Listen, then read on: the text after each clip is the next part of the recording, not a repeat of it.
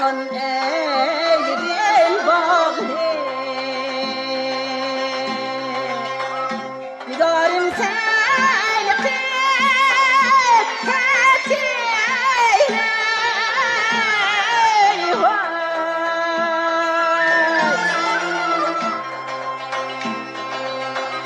Nigarım seni kıtetiyle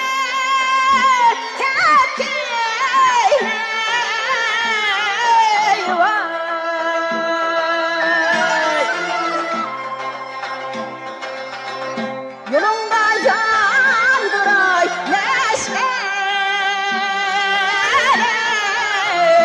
Gelip mihman bulup tepki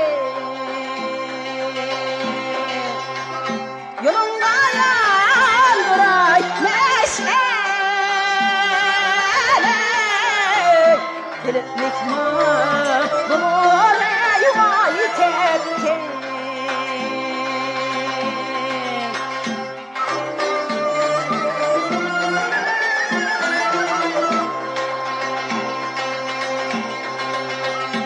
Kerem bağını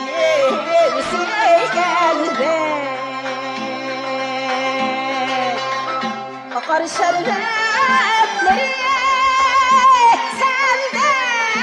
gel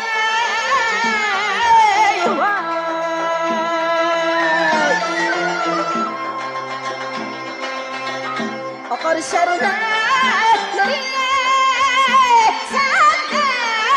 gel